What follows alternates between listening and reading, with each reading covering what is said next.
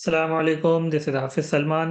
आज का हमारा टॉपिक है Aiza 320 materiality in planning and performing in audit. देखिए जी, मटीरियलिटी का जो टॉपिक है बहुत इम्पोर्टेंट टॉपिक है और ये कहाँ से आया? हमने जब आइज़ा 300 पढ़ा था, आइज़ा 300 हमने पढ़ा था तो आइज़ा 300 में आप लोगों को याद आ रहा होगा, आइज़ा 300 में हमने क्या पढ़ा था? प्लानिंग पढ़ा था, प्लानिंग के अंदर हमने ऑडिट स्ट्रैटेजी पढ़ा था, ऑडिट स्ट्रैटेजी के अंदर हमने डायरेक्शन ऑफ ऑडिट एंगेजमेंट पढ़ा था। डायरेक्शन ऑफ ऑडिट एंगेजमेंट में हमने एक चीज़ पढ़ी थी मटीरियलिटी। हम प्लानिंग में क्या कैलकुलेट करते हैं? मटीरियलिटी कैलकुलेट करते हैं। सर मटीरियलिटी का कैलकुलेट करने का क्यों कैलकुलेट करने की नीड है? मटीरियलिटी की क्या नीड है? क्या ज़रूरत है मटीरियलिटी कैलकुलेट करने की? देखिए मटीरियलिटी हमें हर फ़ेज़ के अंदर हमें हेल्प आउट करती है। प्लानिंग फ़ेज़ हो गया हमारा या तो परफॉर्मिंग फ़ेज़ हो गया या कंक्लूडिंग फ़ेज़ हो गया, हर फ़ेज़ के अंदर हमें हेल्प आउट कर रही होती है। चाहे वो कंक्लूडिंग फ़ेज़ हो, चाहे प्लानिंग हो, चाहे परफॉर्मिंग हो। प्लानिंग में हम आइडेंटिफ़ाई करते हैं, रिस्क को आइडेंटिफ़ाई करना, किस पे कितना काम करना है, किस पे काम करना भी है, नहीं करना, वो सारी चीज़ें। परफॉर्मिंग फ़ेज़ में कितने सैंपल साइज़ हमें परफॉर्म करने हैं। कंक्लूडिंग फ़ेज़ में कि यार ये जो मिस स्टेटमेंट आइडेंटिफ़ाई हुई है, क्या वो मटीरियल है या नहीं है? मटीरियल है तो उसके हिसाब से हम ओपिनियन देंगे, अगर मटीरियल नहीं है तो उसके हिसाब से भी हम ओपिनियन दे रहे होंगे। अच्छा जी, हमने बात कर ली इसकी इम्पोर्टेंस पे। अब थोड़ी-सी बात करते हैं सर प्रैक्टिकल लाइफ़ में। प्रैक्टिकल लाइफ़ में इसकी क्या इम्प्लीकेशंस हैं? किस तरीके से लोगों की नॉलेज होती है मटीरियलिटी के लिहाज़ से? देखें, ये चीज़ ऑलरेडी हमने कैस में पढ़ी हुई है। हमें पता है मटीरियलिटी क्या होती है, परफॉर्मेंस मटीरियलिटी क्या होती है, किस तरीके से कैलकुलेट होती है, सारी नॉलेज हमारे पास है। ठीक है? प्रैक्टिकल लाइफ़ में फिर भी जो अक्सर स्टूडेंट होता है, उसको चीज़ें क्लियर नहीं होती सर। मटीरियलिटी और परफॉर्मेंस मटीरियलिटी का हमें फ़र्क सही से अभी तक समझ नहीं आया कि मटीरियलिटी और परफॉर्मेंस मटीरियलिटी का कॉन्सेप्ट क्या है? क्यों हम परफॉर्मेंस मटीरियलिटी कैलकुलेट करते हैं? क्यों सिर्फ़ मटीरियलिटी कैलकुलेट करके हम सारा काम उस पे उसकी बेस पे क्यों नहीं कर लेते? ऐसा क्यों करते हैं कि यार परफॉर्मेंस मटीरियलिटी कैलकुलेट करते हैं, फिर उसके हिसाब से रिस्क को आइडेंटिफ़ाई करते हैं, क्या कॉन्सेप्ट है समझ नहीं आता, ठीक है? एक तो ये मसला। दूसरा मसला बच्चा जब ऑडिट लाइफ़ में काम कर रहा होता है, तो पुराने ऑडिट वर्किंग पेपर्स को देखता है, उसी के हिसाब से बेंचमार्क सेलेक्ट करता है, उसी के हिसाब से परसेंटेज सेलेक्ट करता है, उसी के हिसाब से परफॉर्मेंस मैच्योरिटी कैलकुलेट करता है। बच्चा अपना खुद का माइंड यूज़ नहीं करता। ये सबसे बड़ा ड्रॉबैक है। बच्चा ये सोचता नहीं है कि यार अब करंट ईयर में क्या ये बेंचमार्क मेरे लिए सूटेबल है भी या नहीं है? क्या यूज़र्स की अटेंशन इस पर होगी, नहीं होगी? ये सारी चीज़ों को वो इग्नोर करता है, वो सिर्फ़ पुराने ईयर का देखता है। परसेंटेज पुराने ईयर की कैलकुलेट कर लेगा, ये नहीं देखेगा कि यार इस साल क्या मुझे परसेंटेज रिवाइज़ करनी चाहिए या नहीं करनी चाहिए, वो सारी चीज़ें हम अंडरस्टैंड करेंगे। अच्छा जी, आज की क्लास में हम पास्ट पेपर भी देखेंगे कि यार पास्ट पेपर में क्या क्वेश्चन आता है, किसकी इसकी इम्पोर्टेंस क्या है पास्ट पेपर के लिहाज से, ठीक है? आगे चलते हैं हम, सर मटीरियलिटी क्या है? मटीरियलिटी देखिए आसान सी चीज़ है यार, मटीरियलिटी जिससे economic decision of users influence हो जाए। एक आसान सी एग्ज़ाम्पल देता हूँ मैं कि लेट्स से आप लोगों को इस पेपर को पास करने के लिए, ऑडिट के पेपर को पास करने के लिए कितने मार्क्स चाहिए? सर 50 मार्क्स चाहिए। ठीक है? 50 मार्क्स चाहिए तो 50 मार्क्स आपकी क्या है? सर मटीरियलिटी है। सर मतलब ये कि अगर 50 मार्क्स से ज़्यादा मैं गलतियाँ करूँगा पेपर के अंदर, अगर वो गलतियाँ 51 मार्क्स की हो जाती हैं, 52 मार्क्स की हो जाती है, मतलब वो मेरे डिसीज़न पे इन्फ्लुएंस करेगा। मतलब मुझे ऑडिट पेपर क्या करना पड़ेगा? दोबारा देना पड़ेगा। तो सर अगर तो 49 मार्क्स की गलतियाँ होती हैं या 49 मार्क्स की आती हैं या फिर 48 की आती हैं या फिर गलतियाँ मेरी होती हैं 47 गलतियाँ होती हैं, 53 मार्क्स मैं अचीव कर लेता हूँ। तो सर मेरे मेरे मेरे अल्टीमेटली अगर मैं बात करूँ तो कोई मुझे फ़र्क नहीं पड़ेगा, मेरा पेपर पास हो जाएगा, सब चीज़ें अच्छी हो जाएँगी। मैं अगर 47 मेरी गलतियाँ होती हैं, मुझे कोई मसला नहीं है। 43 गलतियाँ होती हैं, मुझे कोई मसला नहीं है। 49 गलतियाँ होती हैं, मुझे जब भी मसला नहीं है। लेकिन जैसे ही ये 50 क्रॉस करेगा, 50 से क्रॉस करेगी मेरी गलतियाँ, ठीक है? मतलब गलतियाँ अगर ज़्यादा हो गई 50 से तो मतलब अब मुझे इन्फ्लुएंस करेगा क्योंकि मैं क्या हो जाऊँगा, सर मैं फ़ेल हो जाऊँगा। मैं फ़ेल हो जाऊँगा, मुझे ऑडिट पेपर दोबारा देना पड़ेगा, तो मेरे डिसीज़न पर इन्फ्लुएंस जाएगा। तो इसी तरीके से अगर अगर कोई मिस स्टेटमेंट आती है, जिससे ऑडिटर को इन्फ्लुएंस हो जाता है कि यार लेट्स से अ, 100 मिलियन का रेवेन्यू कंपनी दिखा रही है, ठीक है? 100 मिलियन का रेवेन्यू कंपनी दिखा रही है और वो रेवेन्यू एक्चुअल में होता है लेट्स से 70 मिलियन का। ठीक है, 70 मिलियन का रेवेन्यू होता है, उससे प्रॉफ़िट भी कम हो जाएँगे, सारी चीज़ें कम हो जाएँगी। तो अगर यूज़र्स को ये पता चल जाए सर 70 मिलियन का इसका रेवेन्यू है, तो अगर ये पता चल जाए तो मतलब कि यूज़र्स क्या करेंगे? यूज़र्स बोलेंगे यार कम रेवेन्यू कमा रही है, दूसरी एंटिटी से ज़्यादा कमाती है, तो शेयर्स हमें इसके यहाँ से पैसे निकाल के हमें दूसरी जगह इन्वेस्ट कर देने चाहिए क्योंकि वो ज़्यादा अच्छी कंपनी है, वो ज़्यादा रेवेन्यूज़ कमा के दे रही है। तो मतलब यूज़र्स का डिसीज़न क्या हुआ सर? यूज़र का डिसीज़न अब इन्फ्लुएंस हो गया, लोग चाह रहे हैं इसके कंपैरिज़न में हम दूसरी कंपनी जो कि 80 मिलियन या 90 मिलियन जो कमा के दे रही है सर वहाँ इन्वेस्ट कर लें। क्यों हम 70 मिलियन वाली एंटिटी पे इन्वेस्टमेंट करें? क्यों 70 मिलियन वाली कंपनी में इन्वेस्टमेंट करें? तो मतलब यहाँ यूज़र्स के डिसीज़न इन्फ्लुएंस हो रहा है, ठीक है? तो वो चीज़ क्या होती है सर? वो चीज़ मटीरियल होती है। तो मतलब कोई भी ऐसी मिस स्टेटमेंट आइदर इंडिविजुअल या फिर एग्रीगेट या तो किसी एक हेड से मिस स्टेटमेंट आए या फिर मल्टीपल हेड से मिला के मिस स्टेटमेंट बन रही हो, सबको मिला के अगर वो मिस स्टेटमेंट यूज़र्स के डिसीज़न को अल्टीमेटली इन्फ्लुएंस कर दे, तो उसको हम क्या कहते हैं? सर वो मिस स्टेटमेंट मटीरियल होती है। ठीक है? यहाँ तक बात क्लियर है? अच्छा, क्या सर ज़रूरी है कि यार अगर तो लेट्स से अगर मैं मटीरियलिटी कैलकुलेट करता हूँ अपनी 10 मिलियन की, ठीक है? और मेरी मिस स्टेटमेंट आती है लेट्स से 9 मिलियन की या फिर 8 मिलियन की, तो ज़रूरी है कि सर ये 8 मिलियन इममटीरियल ही होगा? नहीं सर, क्राइटेरिया क्या है? क्राइटेरिया ये कि यूज़र्स का डिसीज़न इन्फ्लुएंस होगा या नहीं होगा? अगर वो 8 मिलियन की ही मिस स्टेटमेंट क्यों ना हो और उससे अगर आपको लगता है यूज़र्स का डिसीज़न इन्फ्लुएंस हो सकता है, तो वो भी मिस स्टेटमेंट क्या होगी? सर वो भी मटीरियल होगी। सर एग्ज़ाम्पल क्या है? लेट्स से 5 मिलियन का आपका प्रॉफ़िट है, ठीक है? 5 मिलियन का कंपनी प्रॉफ़िट दिखा रही थी, ठीक है? और मटीरियलिटी जो है 10 मिलियन की मटीरियलिटी है, ठीक है? एक एडजस्टमेंट आपको आइडेंटिफ़ाई हुई, कंपनी ने एक एक्सपेंस रिकॉर्ड नहीं करा हुआ, 7 मिलियन का एक्सपेंस कंपनी ने रिकॉर्ड नहीं करा हुआ। 7 मिलियन का एक्सपेंस रिकॉर्ड करेगी तो मतलब अल्टीमेटली आप किधर आ जाएँगे? 2 मिलियन के लॉस में आ जाएँगे। 2 मिलियन की लॉस में आ जाएँगे, अब ये क्या हो जाएगी? लॉस मेकिंग एंटिटी हो जाएगी। अब यूज़र्स क्या बोलेंगे? जहाँ यूज़र्स बोलते थे कि प्रॉफिट मेकिंग एंटिटी है, 5 मिलियन का एटलीस्ट प्रॉफिट तो बना रही है। अब वहाँ क्या बोलेंगे? बोलेंगे 2 मिलियन की लॉस मेकिंग एंटिटी, ठीक है? तो कंप्लीटली वर्डिंग ही चेंज हो गई, प्रॉफिट से लॉस में आ गए। तो कंप्लीटली जब एक प्रॉफिट मेकिंग जब आप बात करते हैं तो वो एक उसकी एक रिलायबिलिटी अलग होती है। जब आप लॉस की बात करते हैं तो यूज़र्स की रिलायंस ही खत्म हो जाती है, ये तो प्रॉफिट भी नहीं कमा रही, ठीक है? तो आप क्या करेंगे? वहाँ से पैसे निकाल के आप बोलेंगे दूसरी जगह कहीं लगा देता हूँ।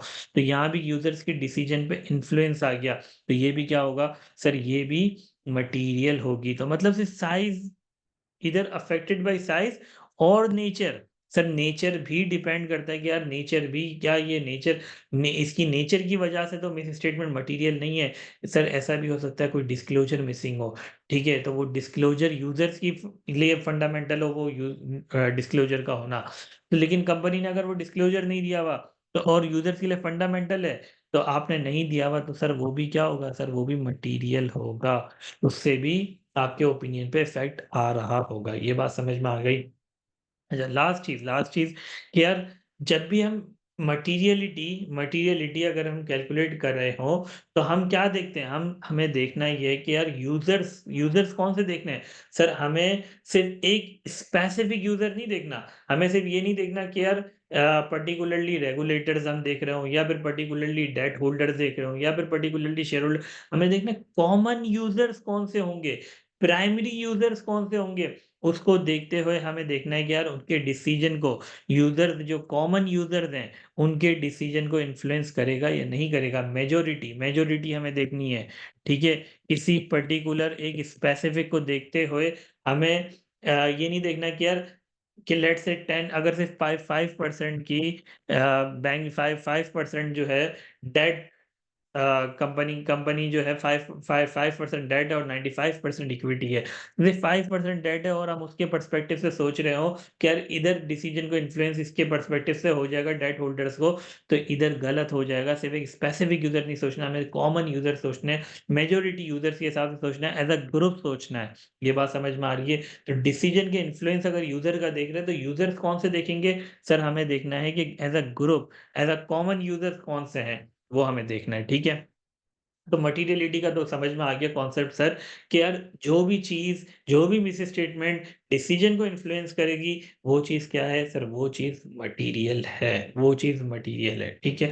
सर मटीरियलिटी कैलकुलेट कैसे करते हैं? सर मटीरियलिटी कैलकुलेट ऐसे करते हैं बेंचमार्क एक होगा, सर बेंचमार्क क्या होता है? सर बेंचमार्क होता है प्रॉफिट बिफोर टैक्स हो सकता है, एक्सपेंसेस हो सकते हैं, टोटल एसेट्स हो सकता है, सर ये जितने भी आपके जो प्रॉफिट पी&एल में आइटम्स आ रहे होते हैं, आप उनको बेंचमार्क ले सकते हैं। सर जो बैलेंस शीट में जो आपकी टोटल एसेट्स आते हैं, नेट एसेट्स आते हैं, सर आप उनको बेंचमार्क ले सकते हैं। कैश फ्लो फ्रॉम ऑपरेशंस को बेंचमार्क ले सकते हैं। तो सर वो हम आगे देखेंगे सर कौन-सा बेंचमार्क लेना है, उसके लिए क्राइटेरिया क्या होगा, फैक्टर्स क्या होंगे, वो सारी चीज़ों को देखना है हमें कि यार उसका फैक्टर्स क्या होंगे, किस बेसिस पे कौन-सा बेंचमार्क लेंगे, वो हम आगे समझेंगे, ठीक है? अच्छा जी, अब हम समझ लेते हैं sir use of materiality. Sir use of materiality को हम समझ लेते हैं कि यार use of materiality sir materiality का यूज़ कहाँ होता है? सर मटीरियलिटी का यूज़ जैसे कि मैंने बताया हर फ़ेज़ेज़ के अंदर होता है प्लानिंग, परफॉर्मिंग, कंक्लूडिंग। सिर्फ़ मटीरियलिटी एज़ अ होल जो आप कैलकुलेट करते हैं benchmark multiply by percentage, sir उसका सिर्फ़ जो काम होता है वो कंक्लूडिंग फ़ेज़ में काम होता है। कंक्लूडिंग फ़ेज़ में क्या काम होता है कि यार मटीरियलिटी से अगर कोई मिस स्टेटमेंट ऊपर होती है, तो आप कहते हैं कि यार ये आइटम मटीरियल है और इसकी वजह से ऑडिट ओपिनियन को फ़र्क आएगा, हम क्वालिफाइड ओपिनियन देंगे या एडवर्स ओपिनियन देंगे, डिपेंडिंग ऑन देखेंगे कि यार कितनी ज़्यादा परवेसिव है, ठीक है? वो हम आगे सारी बात करेंगे। तो मटीरियलिटी का जो ओवरऑल जो हम कैलकुलेट करते हैं, उसका जो काम आता है, वो कंक्लूडिंग फ़ेज़ में काम आता है, ठीक है? अच्छा, उसी मटीरियलिटी से हम एक चीज़ कैलकुलेट करते हैं परफॉर्मेंस मटीरियलिटी जो कि हम आगे अभी समझेंगे, ठीक है? परफॉर्मेंस मटीरियलिटी क्या होती है? फिर एक और चीज़ एक कैलकुलेट करते हैं क्लियरली ट्रिवियल थ्रेशोल्ड जिसको आगे हम नेक्स्ट क्लास में देख रहे होंगे। इसको नेक्स्ट क्लास में हम देखेंगे, ठीक है? आगे हम समझेंगे। परफॉर्मेंस मटीरियलिटी अभी हम देखेंगे, ठीक है? और परफॉर्मेंस मटीरियलिटी का जो काम होगा वो प्लानिंग फेज़ में काम होगा और परफॉर्मिंग फेज़ में काम होगा। तो मतलब अगर मैं एज़ अ होल मैं मटीरियलिटी का अगर पूरा चैप्टर देखूँ, तो उसका काम तीनों फेज़ेज़ के अंदर है, प्लानिंग, परफॉर्मिंग, कंक्लूडिंग। सिर्फ़ मटीरियलिटी जो कैलकुलेट होगी उसका काम कंक्लूडिंग में होगा और जो परफॉर्मेंस मटीरियलिटी होगी उसका काम प्लानिंग और परफॉर्मिंग दोनों में हो रहा होगा, ठीक है? तो ये बात तो हमें समझ में आ गई। सर मटीरियलिटी कैसे कैलकुलेट होती है? बेंचमार्क होता है, बेंचमार्क को मल्टीप्लाई करते हैं परसेंटेज से। मटीरियलिटी होती क्या है? जो यूज़र्स के डिसीज़न को इन्फ्लुएंस कर दे। मटीरियलिटी का यूज़ कहाँ होता है? सर कंक्लूडिंग फेज़ में होता है। मटीरियलिटी से हम परफॉर्मेंस मटीरियलिटी और क्लियरली ट्रिवियल थ्रेशोल्ड निकालते हैं। यहाँ तक चीज़ समझ में आ गई। आगे चलते हैं सर बेंचमार्क कौन-सा सेलेक्ट करना है, उसको हम समझते हैं। सर बेंचमार्क को समझने के लिए हमें समझना ये है कि सबसे पहले देखें अंडरस्टैंडिंग लेनी है, नेचर समझनी है, एंटिटी की नेचर क्या है, नेचर समझनी है सबसे पहले।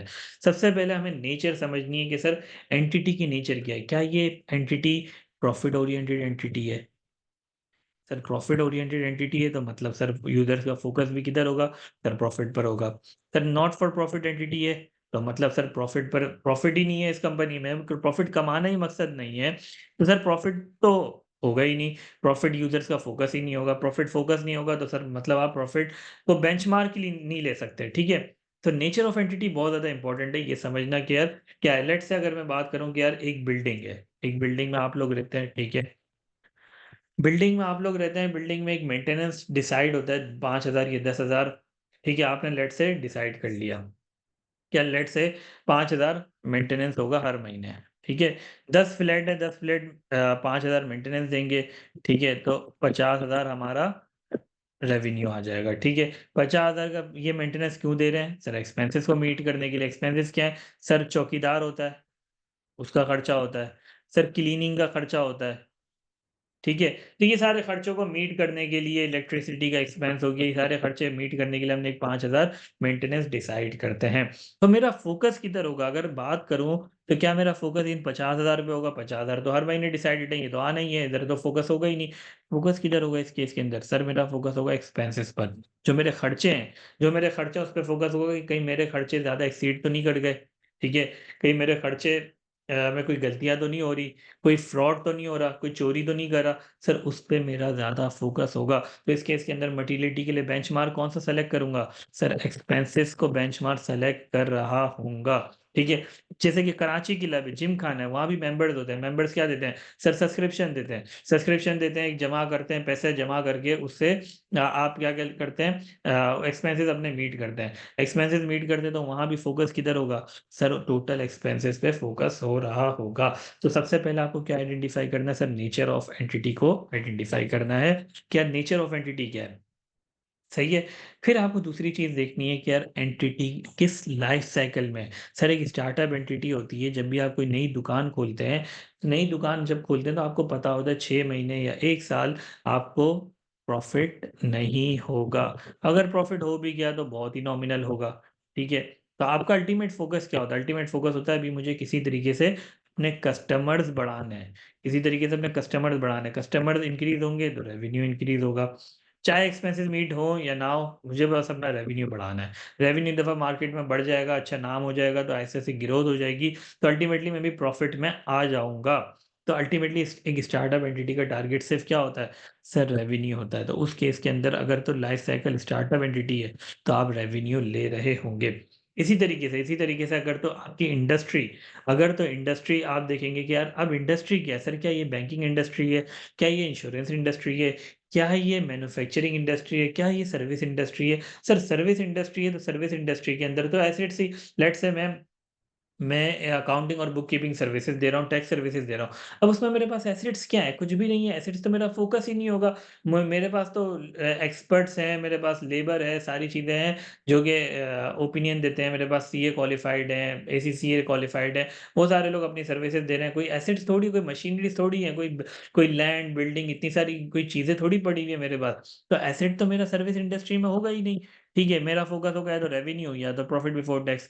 लेकिन अगर मैं बात करूँ कोई मैन्युफैक्चरिंग इंडस्ट्री है या फिर लेट्स से एयरलाइन इंडस्ट्री है तो वहाँ आपके पास है ना सबसे ज़्यादा होता है कि यार आपके पास है ना एसेट्स होने चाहिए। एसेट्स की बेस पे आपकी रेवेन्यू जनरेशन होगी। तो वहाँ आपका एसेट्स बेंचमार्क सेलेक्ट हो सकता है। लेट्स से बैंकिंग इंडस्ट्री है। बैंकिंग इंडस्ट्री में ज़्यादातर लोगों के टारगेट्स किस चीज़ पे डिपेंड होते हैं? सर डिपॉज़िट्स पे। आपको अपनी डिपॉज़िट ज़्यादा से ज़्यादा बढ़ाने होते हैं। जितने ज़्यादा डिपॉज़िट्स बढ़ेंगे आपकी टॉप लाइन जो है टोटल एसेट्स की वो इंक्रीज़ होगी, टॉप लाइन इंक्रीज़ होगी, उसी की बेस पे आपकी रैंकिंग में हो रही होती है बैंक्स की। तो यूज़र्स का ज़्यादा फ़ोकस होता है टॉप लाइन, टोटल एसेट्स, ठीक है? टोटल एसेट्स पे ज़्यादा फ़ोकस होता है, ठीक है? आपके डिपॉज़िट्स पे ज़्यादा फ़ोकस होता है, ठीक है? जितने ज़्यादा उनको टारगेट्स भी दिए जाते हैं, जब क्लोजिंग आ रही होती है, वो भी अपने कस्टमर्स को रिक्वेस्ट करते हैं वहाँ के एम्प्लॉइज़, यार आप हमारे अकाउंट में इतने पैसे डाल दें, हमारे अकाउंट में पैसे डाल दें, फिर आप भले निकाल दीजिएगा, ताकि एटलीस्ट क्लोजिंग में हमारे पास टोटल एसेट्स इतने ज़्यादा शो हो रहे हों। ठीक है, तो उनके टारगेट्स भी किसकी बेस पे होते हैं? Total assets.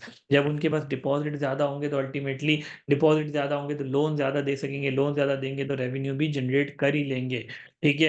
तो उनका फ़ोकस क्या है? Sir total assets. तो डिपेंड करता है सर इंडस्ट्री, किस इंडस्ट्री में आप हैं। ठीक है? फिर सिर्फ इंडस्ट्री नहीं देखनी, सर इकोनॉमिक एनवायरनमेंट भी देखना है, अभी मार्केट के हालात क्या चल रहे हैं। सर कोविड-19 तो नहीं हो गया, कारोबार बंद तो नहीं पड़ा हुआ। सर ऐसा तो नहीं कि किसी कोविड-19 की वजह से किसी इंडस्ट्री पे बहुत ज़्यादा बूम आ गया हो, किसी इंडस्ट्री में बहुत ज़्यादा डिक्लाइंड आ गया हो। कहीं ऐसा तो नहीं कि सर डॉलर बहुत ज़्यादा महँगा हो गया, इन्फ्लेशन ज़्यादा हो गया, कस्टमर्स की डिमांड कम हो गई, कस्टमर की डिमांड कम हो गई, तो सर अल्टीमेटली आपकी डिमांड ओवरऑल आपकी इंडस्ट्री की डिमांड कम हो गई। इकोनॉमिक एनवायरनमेंट की वजह से। तो अब आपको क्या हो गया सर, आपको मसला हो गया लिक्विडिटी इश्यूज़ आ गए, आपको ये मसला हो गया कि यार मैं सर्वाइव कैसे करूँगा? इस कंपनी को सर्वाइव कैसे करूँगा? मेरे पास तो क डिमांड ही कम हो गई है, सेल ही नहीं हो रही। कोविड-19 की वजह से बिज़नेस ही बंद कर दी है, सेल ही नहीं हो रही, सर्वाइव किस तरीके से करूँगा? सैलरी किस तरीके से निकालूँगा? तो उस वक़्त मेरा फ़ोकस किधर होगा सर? ऑपरेटिंग कैश फ्लोज़ पर, कि भाई मेरे पास कैश फ्लो आएँगे तो मैं पे कर सकूँगा ना, मेरे तो कैश फ्लो ही स्टक है। तो सर ज़रूरी नहीं कि जो लास्ट ईयर आपने बेंचमार्क सेलेक्ट करा हो, वही बेंचमार्क कैरी फॉरवर्ड आप यूज़ कर सकते हो। डिपेंड करता है कि अगर इकोनॉमिक एनवायरनमेंट चेंज हो गया है, तो यूज़र्स का फ़ोकस भी चेंज हो जाएगा, यूज़र्स की अटेंशन चेंज हो जाएगी। तो ये सारे फैक्टर्स को अंडरस्टैंड करेंगे तो आपको पता चलेगा यूज़र्स की अटेंशन किधर है, यूज़र्स किस तरफ ज़्यादा अटेंशन दे रहे हैं, ठीक है? तो आपको सारे फैक्टर्स को अंडरस्टैंड करना है। फिर इसके अलावा आपको ये भी समझना है कि एंटिटी की ओनरशिप स्ट्रक्चर कैसा है, किस तरीके से फाइनेंस हुई हुई है, कि ज़्यादा डेट फाइनेंसिंग है, ज़्यादा इक्विटी फाइनेंसिंग है। सर डेट फाइनेंसिंग ज़्यादा है मतलब लोन्स उसने ज़्यादा दिए हुए तो उसका फ़ोकस किधर होगा? उसका फ़ोकस नेट एसेट्स पर होगा। क्या ये कंपनी मुझे पे कर भी पाएगी, नहीं कर पाएगी? खुदा ना ख़ास्ता अगर ये कंपनी लिक्विडेशन में चली जाती है या फिर वाइंडिंग अप पे चली जाती है, तो क्या ये इसके नेट एसेट्स इतने हैं कि यार मेरे मे मेरे मेरे मेरा लोन रीपे हो जाएगा? क्या ये चीज़ है? अगर तो उसने लेट्स से इन्वेंट्री को उसने लेट्स से वो करवा लिया, मॉर्गेज में रखवा लिया है, या फिर कोई भी एसेट उसने मॉर्गेज करवा लिया है, तो उसका फोकस किधर होगा सर? वो टोटल एसेट्स पर हो रहा होगा। तो डिपेंड करता है सर, डिपेंड करता है कि एंटिटी का ओनरशिप स्ट्रक्चर कैसा है। अगर तो कंप्लीटली इक्विटी फाइनेंस्ड है, तो उसका फोकस किधर होगा? उसका फोकस या तो प्रॉफिट बिफोर टैक्स पर होगा या तो रेवेन्यू पर होगा। ठीक है, तो अंडरस्टैंड करना है कि यार ओनरशिप स्ट्रक्चर कैसा है। फिर इसके बाद ओनरशिप स्ट्रक्चर के साथ आपको ये भी देखना है कि जो बेंचमार्क आप सेलेक्ट कर रहे हैं, चाहे वो प्रॉफिट बिफोर टैक्स हो, चाहे रेवेन्यू हो, चाहे नेट एसेट्स हो, क्या वो over the period of time क्या वो कंसिस्टेंट रहा है? ऐसा तो नहीं कभी 100 मिलियन होता है, कभी 10 मिलियन हो जाता है, कभी 5 मिलियन हो जाता है, कभी अचानक से 30 मिलियन हो जाता है। कंसिस्टेंसी नहीं है। अगर कंसिस्टेंसी नहीं है तो वो बेंचमार्क आप सेलेक्ट नहीं कर रहे होंगे। आप कौन सा बेंचमार्क सेलेक्ट करेंगे? जो कंसिस्टेंट होगा। ये बात समझ में आ रही है? कंसिस्टेंट बेंचमार्क आप सेलेक्ट करेंगे। यहाँ तक क्लियर है? कंसिस्टेंट बेंचमार्क आपने सेलेक्ट करना है। ठीक है, आगे बढ़ते हैं। ये बात हमने समझ ली कि यार बेंचमार्क के फैक्टर्स क्या होते हैं, हम किस बेसिस पे बेंचमार्क सेलेक्ट करेंगे, तो ये सारी चीज़ों को अंडरस्टैंड करेंगे। अटेंशन क्या है, नेचर ऑफ एंटिटी क्या है, एंटिटी किस लाइफ साइकिल में, इंडस्ट्री क्या है, सारी चीज़ों को अंडरस्टैंड करके बेंचमार्क के फैक्टर्स को अंडरस्टैंड करेंगे। देन बेंचमार्क सेलेक्ट करने के बाद परसेंटेज डिफाइन करेंगे। सर, मैंने प्रैक्टिकल लाइफ में बहुत ज़्यादा देखा है कि यार बच्चा जो कंफ्यूज होता है, बच्चा वो समझता ही है कि यार परसेंटेज की सिलेक्शन इस बेसिस पे होगी, रिस्क बेसिस पे होगी। ऐसा बिल्कुल भी नहीं है, रिस्क बेसिस पे नहीं होती। बच्चा बोलता है फर्स्ट टाइम ऑडिट करने जा रहे हैं तो कम से कम परसेंटेज रखो। लेट्स से मिनिमम परसेंटेज अगर 5% ऑफ पीबीटी होती है तो 5% रखो। ठीक है, हमने बहुत ज़्यादा टाइम ऑडिट कर लिया तो रिस्क कम है तो 2% रख लो। ऐसा नहीं है, ऐसा नहीं है। ऑडिट रिस्क को देखते हुए मटीरियलिटी की परसेंटेज डिसाइड नहीं होती। वो परफॉर्मेंस मटीरियलिटी में होता है, वो हम आगे समझेंगे, उसको डिटेल में समझेंगे। सर परसेंटेज किस बेसिस पे डिफाइंड होती है? सर अगेन अगेन वही बात है। क्या बात है? Sir economic decision of users अगर तो इन्फ्लुएंस किस बेस पे होगा? क्या वो 5% पे होगा, क्या वो 10% पे होगा, क्या वो 8% पे होगा? सर ये परसेंटेज कैसे पता चलेगी? Sir understanding of the users. Sir आपको अंडरस्टैंडिंग लेनी है, अगेन इसमें जजमेंट रिक्वायर्ड होगी, इसमें जजमेंट रिक्वायर्ड होगी। ठीक है, डिपेंड करता है कि यार क्या होगी, कितनी फर्म्स का क्राइटेरिया होता है, उनकी एक पॉलिसीज डिफाइंड होती हैं कि यार अगर लेट से आपका प्रॉफिट बिफोर टैक्स इतने से इतने मिलियन है तो आप 5% ले लीजिएगा, इतने से इतने मिलियन है तो आप लेट से 6% ले लीजिएगा। तो एक पॉलिसीज स्ट्रक्चर डिफाइंड होता है, इसमें जजमेंट की रिक्वायर्ड हो सकती है, इसमें जजमेंट बहुत ज़्यादा इन्वॉल्व होती है। तो यूजर्स की अंडरस्टैंडिंग पर डिपेंड करता है आपकी परसेंटेज क्या होगी, ना कि रिस्क की बेसिस पे डिपेंड करता है आपकी परसेंटेज क्या होगी। ये बात समझ में आ रही है? रिस्क, ऑडिट रिस्क जितना भी हो, परसेंटेज इस क्राइटेरिया से आपकी चेंज नहीं होगी। क्राइटेरिया क्या होगा कि यार ऑडिटर का यूजर्स का डिसीजन कब इन्फ्लुएंस करेगा, उसकी बेस पे आप परसेंटेज ले रहे होंगे। ये बात क्लियर है?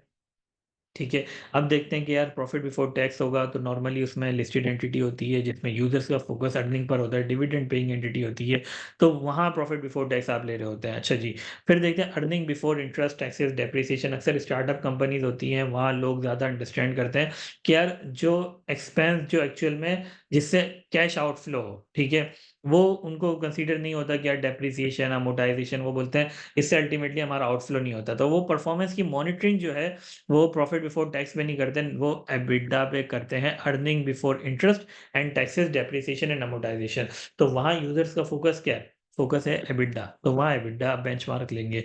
रेवेन्यू किस केस में नॉर्मली यूज होता है? जब बहुत ज्यादा प्रॉफिट बिफोर टैक्स वॉलेटाइल होता है या कंपनी लॉस मेकिंग होती है, ठीक है, या बहुत ज़्यादा नॉमिनल आपका प्रॉफिट बिफोर टैक्स है, तो उस केस के अंदर ले रहे होते हैं रेवेन्यू। या फिर स्टार्टअप एंटिटी है तो उसमें फोकस रेवेन्यू होता है, जैसे कि हमने बात करी थी। ठीक है, टोटल एसेट्स, अगर एक किसी कंपनी ने किसी बैंक ने आपको लोन दिया हुआ है, उसके अगेंस्ट आपने एसेट एज अ सिक्योरिटी आपने रखवाए हुए हैं, तो उसका फोकस क्या होगा? उसका फोकस वो एसेट्स होंगे, तो टोटल एसेट उस केस के अंदर वो ले रहा होगा। या फिर अगर उसने कोई एसेट्स आपके पास नहीं रखवाए हुए और सिर्फ़ आप आपको लोन दिया हुआ है, अनसिक्योर्ड लोन है, तो वो उसका फ़ोकस ये होगा कि यार या आप क्या मुझे पे कर सकेंगे भी नहीं कर सकेंगे, तो वो नेट एसेट देख रहा होगा, खुदा ना ख़ास्ता आप कहीं वाइंड अप में ना चले जाएँ, कहीं आप लिक्विडेशन में ना चले जाएँ, तो आप पे कर सकेंगे, नहीं कर सकेंगे, वो देख रहा होगा नेट एसेट्स, ठीक है? या फिर वो देखेगा कैश फ्लो फ्रॉम ऑपरेशंस, क्या आप टाइमली बेसिस पर मुझे पेमेंट कर सकेंगे, नहीं कर सकेंगे, वो देख रहा होगा, ठीक है? इसके अलावा एक्सपेंसेस कब ले रहे होंगे, जैसे कि मैंने बात करी कराची क्लब हो गया, जिमखाना हो गया, बिल्डिंग वाला एक सिनेरियो बताया था। ऐसे से पब्लिक सेक्टर एंटिटी हो गई, जैसे कि पुलिस का इदारा हो गया, ठीक है? पुलिस के इदारे में देखें उनका मकसद ये नहीं है कि रेवेन्यूज़ को कमाना, ठीक है? उनका मकसद क्या है? उनका मकसद ये है कि अवाम को सर्व करना, अवाम के लिए जो एक्सपेंसेस वगैरह वो मीट कर रहे हैं, जितने भी एम्प्लॉइज़ रखे हैं, जो पुलिस का इदारा है, उनका मकसद ये है कि यार अवाम को सर्व करना है, तो उसके लिए जो एक्सपेंसेस हैं, वो उनका मकसद होगा, वहाँ वो एक्सपेंसेस को एज़ अ बेंचमार्क ले सकते हैं उस केस के अंदर, ठीक है? तो होपफुली आपको ये परसेंटेज वाला समझ में आ गया होगा। अब हम आते हैं क्वालिटेटिव मिस स्टेटमेंट। देखिए बहुत आसान सी चीज़ है, जैसे कि मैंने पहले भी बात करी नेचर। मटीरियलिटी में साइज़ के साथ-साथ नेचर भी इम्पोर्टेंट है, ठीक है? जैसे कि मैंने बात करी कि यार कोई ऐसी एडजस्टमेंट मटीरियलिटी से तो कम है, कोई ऐसी मिस स्टेटमेंट मटीरियलिटी से तो कम है लेकिन वो प्रॉफिट्स को लॉस में कन्वर्ट कर दे या फिर लॉस को प्रॉफिट में कन्वर्ट कर दे, तो वो मिस स्टेटमेंट भी क्या होगी सर? वो भी मटीरियल होगी। ये बात समझ में आ रही है? वो भी मिस स्टेटमेंट क्या होगी सर? वो मिस स्टेटमेंट मटीरियल होगी, ठीक है? इसके अलावा डिस्क्लोज़र्स, क्वालिटेटिव डिस्क्लोज़र सर वो भी मटीरियल हो सकते हैं। सर उनके फैक्टर्स क्या हैं? अगर तो वो इम्पोर्टेंट टू यूज़र्स हैं, अगर वो इम्पोर्टेंट टू यूज़र्स हैं, इम्पोर्टेंट टू यूज़र्स कौन-कौन से डिस्क्लोज़र हो सकते हैं? सर मैनेजमेंट फ़ी डिस्क्लोज़र हो गया, डोनेशन का डिस्क्लोज़र हो गया, कंटीजेंसी डिस्क्लोज़र हो गया, लिक्विडिटी डिस्क्लोज़र हो गया, तो वो डिस्क्लोज़र अगर इम्पोर्टेंट है यूज़र्स के लिए, तो वो भी क्या होंगे सर? क्वालिटेटिवली मटीरियल होंगे। अगर वो डिस्क्लोज़र वो नहीं देते, तो इससे भी आपके डिसीजन पर, आपके ओपिनियन पर इम्पैक्ट आएगा, क्योंकि वो आपके लिए मटीरियल होंगे, ठीक है? इसके अलावा कोई फाइनेंशियल रिपोर्टिंग स्टैंडर्ड में कोई चेंजेज़ आती हैं, उसका कोई डिस्क्लोज़र है, अगर आपने नहीं दिया, वो भी यूज़र्स के लिए मटीरियल होगा। या फिर आपने कोई बिज़नेस एक्वायर कर लिया, कोई कॉम्बिनेशन कर ली, उसका आपको वो देना आपने, इसका डिस्क्लोज़र देना है और आपने नहीं दिया तो उससे भी इम्पैक्ट आ रहा होगा। ठीक है, यहाँ तक क्लियर है? अच्छा, अब हम आते हैं कि परफ़ॉर्मेंस मटीरियलिटी। ये तो हमने सारी बातें कर ली, अब हम आते हैं परफ़ॉर्मेंस मटीरियलिटी पर कि सर परफ़ॉर्मेंस मटीरियलिटी क्या है? परफ़ॉर्मेंस मटीरियलिटी का क्या काम है? क्यों हम कैलकुलेट करते हैं? मटीरियलिटी से सारा काम हो सकता है तो परफ़ॉर्मेंस मटीरियलिटी की नीड क्या है? क्यों? सबसे बड़ा सवाल है सर क्यों? व्हाई? सर इसका आंसर देखें बहुत सिंपल सी एक एग्ज़ाम्पल से मैं आप लोगों को दूँगा कि यार देखें, मैंने जैसे कि आप लोगों को शुरू में बताया जब आप ऑडिट का पेपर पढ़ रहे हैं तो आपको मार्क्स कितने चाहिए? सिर्फ़ 50 मार्क्स चाहिए। सही है, 50 मार्क्स तक की अगर आप गलतियाँ करते हैं तो मसला नहीं है। 50 मार्क्स से ज़्यादा गलतियाँ करेंगे आप फ़ेल हो जाएँगे, तो मसला ये है। तो मतलब 50 मार्क्स चाहिए तो सर 50 मार्क्स की तैयारी कर लें। क्यों इतनी मेहनत कर रहे हैं, 100 मार्क्स की तैयारी क्यों कर रहे हैं? आप 50 मार्क्स की तैयारी करें, आप सिर्फ रिस्क एंड प्रोसीजर का क्वेश्चन की प्रैक्टिस करें, आप रिपोर्टिंग के क्वेश्चन की प्रैक्टिस करें, आप एथिक्स के क्वेश्चन की प्रैक्टिस करें। आप आराम से 50 मार्क्स कर सकते हैं। सर क्यों 100 मार्क्स की तैयारी के लिए आप इतनी मेहनत कर रहे हैं? क्योंकि आपको भी पता है कि मैं 100 मार्क्स की तैयारी करूँगा, तो पेपर के अंदर शायद मैं 80 मार्क्स का करके आ सकता हूँ, ठीक है? पूरा पेपर शायद ना करके आऊँ, कुछ चीज़ें मुझे समझ में नहीं आएँगी, तो 80 मार्क्स का पेपर मैं करके आऊँगा। 80 मार्क्स का पेपर करके आऊँगा, तो शायद उसमें कुछ गलतियाँ-वलतियाँ होंगी जो शायद लिखने में मेरे से हो जाएँ, ठीक है?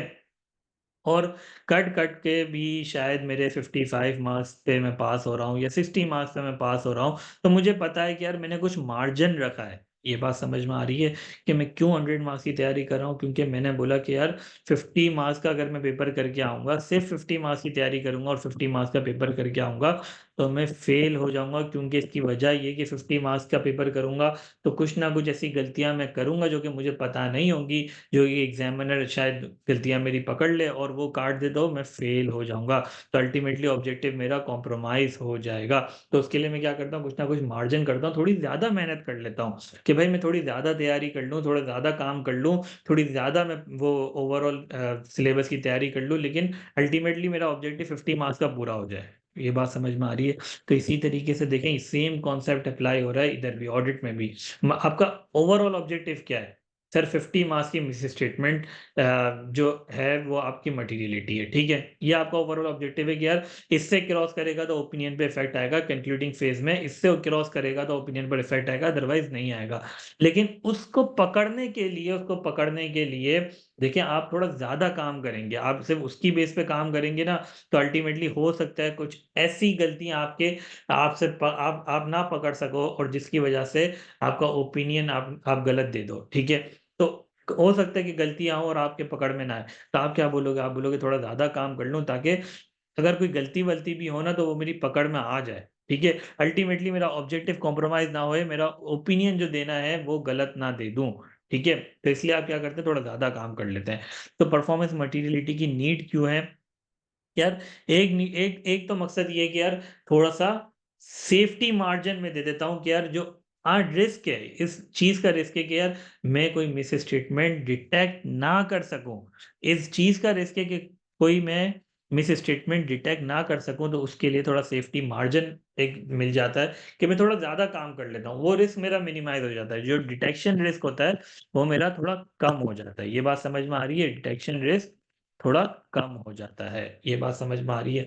अच्छा, दूसरा क्या मसला? दूसरा मसला, जब हमने मटीरियलिटी पढ़ा था, मटीरियलिटी के अंदर हमने एक बात पढ़ी थी कि यार miss statement including omissions either individual और एग्रीगेट सर, और एग्रीगेट का मतलब ये है कि सर हो सकता है कि यार 10 मिलियन की मेरी मटीरियलिटी हो, ठीक है? 10 मिलियन की मेरी क्या है? मटीरियलिटी है। अच्छा, 10 मिलियन की मटीरियलिटी है तो सर हो सकता है कि एक 9 मिलियन का अकाउंट रिसीवेबल हो और इसके अंदर 0.5 मिलियन की मिस स्टेटमेंट हो, ठीक है?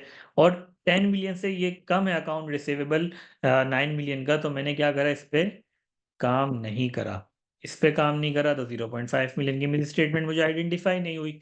और ऑलरेडी मेरे पास 9.75 मिलियन की अदर हेड्स के अंदर मिला मिला के 9.7 मिलियन की मिस स्टेटमेंट मिल गई हैं। अगर मैं इस पे काम करता अकाउंट रिसीवेबल पे तो मुझे 0.5 मिलियन की मिस स्टेटमेंट मिलती। 0.5 मिलियन की मिस स्टेटमेंट मिलती तो मतलब ये 10 मिलियन से क्रॉस कर जाती और मेरे ओपिनियन पे इफेक्ट आ जाता। ये बात समझ में आ रही है? तो इस रिस्क को भी वो क्या करता है? मिनिमाइज कर देता है एग्रीगेशन रिस्क को, कि यार हो सकता है कि यार 9 मिलियन के अंदर कोई मिस स्टेटमेंट हो और वो मिला के मटीरियल हो जाए और उससे मेरे ओपिनियन पे इफेक्ट आ जाए, तो ये जो रिस्क है कि यार मैं शायद उसको ना पकड़ सकता 0.5 मिलियन का, तो वो भी रिस्क मेरा कवर हो जाता है इस परफॉर्मेंस मटीरियलिटी से। लेट्स से अगर मैंने 7 मिलियन की परफॉर्मेंस मटीरियलिटी करी है तो मैं अकाउंट रिसीवेबल पे काम कर रहा हूँ, अकाउंट रिसीवेबल पे काम करूंगा तो 0.5 मिलियन की मिस स्टेटमेंट आइडेंटिफाई होगी। 0.5 मिलियन की मिस स्टेटमेंट आइडेंटिफाई होगी तो मैं इसमें क्लब करूंगा 9.75 में, तो अल्टीमेटली 10 मिलियन से क्रॉस करेगी, 10 मिलियन से क्रॉस करेगी तो मेरा ओपिनियन भी सही दे रहा हूँगा। तो एक तो रिड्यूस एग्रीगेशन रिस्क कर लेता है, दूसरा जो थोड़ा सा सेफ्टी नेट मुझे मिल जाता है, सेफ्टी मार्जिन मिल जाता है डिटेक्शन रिस्क को कवर करने के लिए। ये बात समझ में आ गई? अच्छा सर, एक आसान सी एग्जांपल मैं देता हूँ, एक और एक आसान सी एग्जांपल देता हूँ परफॉर्मेंस मटीरियलिटी और मटीरियलिटी की ज़रूरत को समझने के लिए। सर क्यों हम परफॉर्मेंस मटीरियलिटी और मटीरियलिटी कैलकुलेट कर रहे हैं? देखिए एक कंपनी ए है, एक कंपनी बी है, दोनों के यूजर जो हैं वो सेम है, यूजर्स दोनों के सेम है, ठीक है? दोनों के सेम है, यूजर सेम है, ठीक है? दोनों की परफॉर्मेंस सेम है, दोनों के नेचर ऑफ एंटिटी सेम है, ठीक है? हर चीज सेम है, दोनों के revenue same, profit before tax same, दोनों के एसेट्स सेम, दोनों की परफॉर्मेंस, हर चीज, नेचर ऑफ एंटिटी, इंडस्ट्री, हर चीज सेम है, ठीक है? तो मतलब दोनों की मटीरियलिटी क्या होगी? सर मटीरियलिटी भी सेम होगी, क्योंकि बेंचमार्क सेम होंगे, क्योंकि यूजर सेम है, दोनों की अटेंशन एक ही जगह पे होगी, इंडस्ट्री एक ही, हर चीज एक ही है, तो मतलब मटीरियलिटी सेम होगी, परसेंटेज भी सेम होगी। अच्छा, अब सवाल ये आता है, मसला ये दोनों एंटिटीज के अंदर, एंटिटी ए के अंदर क्वालिफाइड लोग हैं, एंटिटी बी के अंदर अनक्वालिफाइड लोग हैं। ए एंटिटी के अंदर जो सीएफओ है वो क्वालिफाइड सीए है, और बी एंटिटी के अंदर जो सीएफओ है वो बीकॉम पास है, ठीक है? अब मुझे ये बताएं कि बीकॉम पास को आईएफआरएस 15 का पता होगा? नहीं पता होगा। सर जो कंपनी ए के अंदर क्वालिफाइड चार्टर्ड अकाउंटेंट है, उसको तो सब चीज़ें आती होंगी। अच्छा, एंटिटी ए के अंदर चीज़ें स्ट्रक्चर्ड है, पॉलिसीज़ डिफाइंड है, हायरार्कीज़ डिफाइंड है। एंटिटी बी के अंदर कुछ भी डिफाइंड नहीं है, सब ऐसे ही चल रहा है। अच्छा, एंटिटी ए के अंदर लास्ट ईयर मिस स्टेटमेंट वगैरह नहीं मिली थी, एंटिटी बी के अंदर लास्ट ईयर मिस स्टेटमेंट भी मिली थी। तो आप मुझे ये बताएँ कि दोनों एंटिटी में मुझे सेम काम करना चाहिए? हालाँकि मटेरियलिटी देखिए दोनों की सेम है।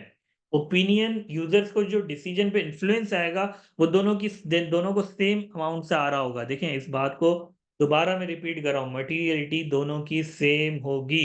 हालाँकि ऑडिट रिस्क दोनों में अलग-अलग है।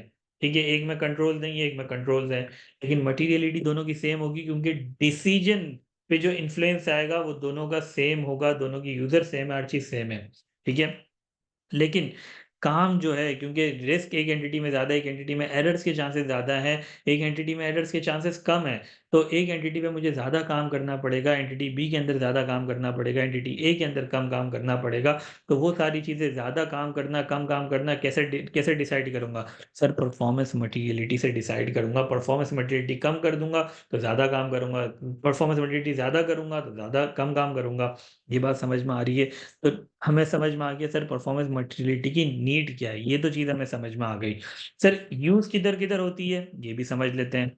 सर प्लानिंग फेज़ में यूज़ होती है, जैसे कि हमने बात करी थी कि यार इसका काम कहाँ-कहाँ होगा, प्लानिंग फेज़ और परफॉर्मिंग फेज़। प्लानिंग फेज़ में क्या काम आएगा, सर किस एरिया पे मुझे काम करना है, ठीक है, किस एरिया पे काम नहीं करना। लेट्स से एक प्रीपेड है, प्रीपेड की अमाउंट बहुत ही कम है, छोटी-सी अमाउंट है, परफॉर्मेंस मटेरियलिटी से भी छोटी अमाउंट है। मैंने बोला यार खैर है इसको नहीं करते, इस पे ज़्यादा रिस्क नहीं है, ठीक है? मैंने इसको आइडेंटिफ़ाई नहीं करा। तो कौन-सा ज़्यादा रिस्की हेड है? परफॉर्मेंस मटेरियलिटी से लेट्स से मेरी परफॉर्मेंस मटेरियलिटी 5 मिलियन की है, एक हेड जो है 20 मिलियन का है, ठीक है? चेंजेज़ लास्ट ईयर से बहुत ज़्यादा आई हैं, सिग्निफिकेंट चेंजेज़ आई हैं। तो मैं असेस कर सकूँगा कि यार इधर रिस्क कितना ज़्यादा है, ठीक है? तो परफॉर्मेंस मटेरियलिटी मुझे हेल्प आउट करेगा कि यार किस पे कितना ज़्यादा रिस्क है। उसको असेस करने में मुझे हेल्प आउट करेगा, किस पे मुझे काम करना है, किस पे काम नहीं करना, किस पे ज़्यादा रिस्क है, किस पे कम रिस्क है, ये सारा मुझे कौन हेल्प आउट करेगा? सर परफॉर्मेंस मटेरियलिटी की बेस पे सारी चीज़ें कर रहा हूँगा। सर परफॉर्मिंग फेज़ पे क्या काम होगा? सर कितने ज़्यादा सैंपल साइज़ मुझे सेलेक्ट करने हैं, किस बेस पे करूँगा? सर परफॉर्मेंस मटेरियलिटी की बेस पे सैंपल साइज़ की सिलेक्शन हो रही होगी। ये बात क्लियर है? अच्छा, अब आगे बढ़ते हैं। सर परफॉर्मेंस मटेरियलिटी कैलकुलेट कैसे होती है? कैसे इफ़ेक्ट आएगा उसके ऊपर? सर ये थोड़ा-सा बता दें। परफॉर्मेंस मटेरियलिटीज़ को कैलकुलेट करने के लिए देखिए सबसे पहले आपको अंडरस्टैंडिंग लेनी है एंटिटी की, ठीक है? एंटिटी में जैसा कि मैंने बताया एक एंटिटी है जिसमें कंट्रोल्स बहुत अच्छे हैं, एक एंटिटी है जिसमें कंट्रोल्स वीक हैं। तो अंडरस्टैंडिंग लेनी है, एक एंटिटी में पॉलिसीज़ बहुत अच्छी हैं, एक एंटिटी में पॉलिसीज़ नहीं है, हायरार्कीज़ डिफाइंड है, एक में नहीं है। तो सबसे पहले एंटिटी की अंडरस्टैंडिंग लेनी है। एंटिटी के इंटरनल कंट्रोल समझने हैं कि यार इंटरनल कंट्रोल्स हैं भी या नहीं है? डिज़ाइन सही है, नहीं है, इम्प्लीमेंटेशन है, नहीं है, वो सारी चीज़ें देखनी है। क्या रिलायबल है, नहीं है, वो सारी चीज़ें देखनी है, ठीक है? एंगेजमेंट रिस्क देखना है फर्स्ट ईयर ऑडिट है या नहीं है, ठीक है? एंगेजमेंट पर रिस्क कितना ज़्यादा है, इनिशियल ऑडिट एंगेजमेंट तो नहीं है, इनिशियल ऑडिट एंगेजमेंट रिस्क आपका ज़्यादा होगा, ठीक है? हो सकता है डिटेक्शन रिस्क आपका ज़्यादा हो जाएगा। बिज़नेस रिस्क कितने ज़्यादा हैं, नया मार्केट में कॉम्पिटिटर आ गया, कॉम्पिटिटर मार्केट में आ गया तो मतलब हो सकता है कि यार आपके इधर बिज़नेस रिस्क की वजह से बहुत ज़्यादा ऑडिट रिस्क ज़्यादा होंगे तो मतलब अल्टीमेटली डिटेक्शन रिस्क आपका ज़्यादा हो जाएगा, तो आपको क्या करना पड़ेगा सर आपको ज़्यादा काम करना पड़ेगा। लास्ट ईयर मिस स्टेटमेंट अगर तो लास्ट ईयर मिस स्टेटमेंट थी, तो लास्ट ईयर की मिस स्टेटमेंट अगर अनकरेक्टेड मिस स्टेटमेंट ये लास्ट ईयर की मिस स्टेटमेंट है अनकरेक्टेड है, मतलब कि मटेरियलिटी से कम होगी तो आपने उसपे कोई मसला नहीं हुआ होगा, एडजस्टमेंट की ज़रूरत नहीं थी, लेकिन मिस स्टेटमेंट तो थी ना वो, अनकरेक्टेड वो अभी तक करेक्ट नहीं हुई। लास्ट ईयर मिस स्टेटमेंट थी, तो करेक्ट नहीं करी तो मतलब वो इस साल भी एग्ज़िस्ट करती होगी। तो इसका मतलब ये कि लास्ट ईयर की अगर जो मिस स्टेटमेंट है, वो आप क्या एक्सपेक्ट करोगे इस साल भी होगी। तो लास्ट ईयर की मिस स्टेटमेंट प्लस इसके अलावा अगर आपको लगता है इस साल अगर कोई बिज़नेस रिस्क है, एंगेजमेंट रिस्क है, तो उसको सब चीज़ों को कंसीडर करते हुए आपको एक्सपेक्ट क्या करना है कि current year total miss statement आपकी क्या होगी? ये आपको देखना है। ठीक है? जो भी करंट ईयर की टोटल मिस स्टेटमेंट होगी, आपको क्या करना है, लेट्स से अगर आपकी 10 मिलियन की मटेरियलिटी है, आपको माइनस कर देना है, करंट ईयर की मिस स्टेटमेंट आप एक्सपेक्ट करते हैं 3 मिलियन की होगी, ठीक है? तो आपकी परफॉर्मेंस मटेरियलिटी क्या हो जाएगी, 7 मिलियन की हो जाएगी। यहाँ तक बात समझ में आ गई। अच्छा, अब एक और जो प्रैक्टिकल लाइफ में बच्चे गलती करते हैं, समझते नहीं हैं। देखिए, लास्ट ईयर की मिस स्टेटमेंट कंसीडर ही बच्चे अक्सर नहीं करते। लास्ट ईयर की मिस स्टेटमेंट कंसीडर करना बहुत इंपॉर्टेंट है। लेट्स से अगर लास्ट ईयर की मिस स्टेटमेंट 4 मिलियन है, ठीक है? लास्ट ईयर की मिस स्टेटमेंट अगर अनकरेक्टेड 4 मिलियन है, तो एटलीस्ट आपको 4 मिलियन तो माइनस करना पड़ेगा, क्योंकि 4 मिलियन तो एटलीस्ट करंट ईयर में भी एग्जिस्ट करेगी। 4 मिलियन से हाँ ज्यादा आप कर सकते हैं, लेकिन 4 मिलियन से कम नहीं कर सकते। तो मतलब 10 मिलियन माइनस 4 मिलियन आप करेंगे, या फिर आप 5 मिलियन करेंगे, लेकिन आप 3 मिलियन फिर माइनस नहीं करेंगे। ठीक है? तो लास्ट ईयर अगर जो मिस स्टेटमेंट होगी वो लाजमी लाजमी आपको माइनस करनी है। इसके अलावा अगर आप इसके अलावा भी कोई मिस स्टेटमेंट आप समझते हैं कि यार करंट ईयर में इससे ज्यादा एक्सपेक्टेड है, तो आप वो माइनस करेंगे। लेकिन एटलीस्ट लास्ट ईयर की मिस स्टेटमेंट तो आप माइनस करेंगे, क्योंकि आप एक्सपेक्ट करेंगे ये तो होगी ही होगी। ठीक है? ये बात समझ में आ रही है? सर, नॉर्मली हमने देखा है प्रैक्टिकल लाइफ में, हम देखते हैं 70%, 80% ऑफ मटीरियलिटी, 90% ऑफ मटीरियलिटी। तो सर ये क्या कॉन्सेप्ट है? आप तो माइनस वाला कॉन्सेप्ट बता रहे हैं। सर ये भी वही चीज है, सिर्फ फर्क इतना है कि सर आप जब 80% ऑफ मटीरियलिटी ले रहे हैं, तो आप एक्सपेक्ट क्या कर रहे हैं? 20% ऑफ मटीरियलिटी आपकी क्या है? 20% ऑफ मटीरियलिटी आपकी करंट ईयर की एक्सपेक्टेड मिस स्टेटमेंट है। ठीक है? अगर 70% ले रहे हैं, तो आप एक्सपेक्ट क्या कर रहे हैं? 30% क्या है आपकी करंट ईयर की expected miss statement current year की है। ठीक है? लेकिन देखें, एक चीज़ को मैंने अगेन रिपीट कर रहा हूँ, 20% ऑफ म 70% ले रहा हूँ, 80% ले रहा हूँ, 90% ऑफ मटीरियलिटी ले रहा हूँ परफॉर्मेंस मटीरियलिटी कैलकुलेट करने के लिए। लेकिन एक चीज़ ज़रूर देख लेना, लास्ट ईयर की मिस स्टेटमेंट। अगर वो 10%, 10 अगर आपने 90% ऑफ पीएम लिया और 90% ऑफ मटीरियलिटी लिया, और 10% ऑफ मटीरियलिटी मिस स्टेटमेंट जो आ रही है, लेट्स से अगर 1 मिलियन आ रही है, ठीक है? और 2 मिलियन लास्ट ईयर की मिस स्टेटमेंट थी, तो मतलब कि आपने गलत परफॉर्मेंस मटेरियलिटी कैलकुलेट करी है, आपने अपनी एक्सपेक्टेशन ही गलत करी है। 1 मिलियन आपकी एक्सपेक्टेशन होनी नहीं चाहिए, एटलीस्ट 2 मिलियन होनी चाहिए। तो अक्सर बच्चे ये प्रैक्टिकल लाइफ में गलती कर देते हैं, बाद में पता चलता है तो पूरा ऑडिट आपको दोबारा से करना पड़ता है, सैंपल साइज इंक्रीज करने पड़ते हैं। तो अक्सर बच्चे ये गलती कर लेता है। ठीक है? तो ये गलती आपको दोहरानी नहीं है। ठीक है? तो देखें, प्रैक्टिकल लाइफ में अक्सर बच्चे सिर्फ लास्ट ईयर का देखते हैं चीज़ें, कि यार जो लास्ट ईयर परसेंटेज यूज हुई भी है वो परसेंटेज यूज कर लेते हैं। तो आपने क्या करना है? आपने देखिए सारी चीज़ों की अंडरस्टैंडिंग लेनी है, देन आपने परसेंटेज डिसाइड करनी है। तो होपफुली आपको ये परफॉर्मेंस मटीरियलिटी का कॉन्सेप्ट समझ में आ गया होगा। अच्छा, हम आगे चलते हैं। कुछ आसान आसान सी बातें हैं कि यार materiality and performance materiality for particular class of transaction.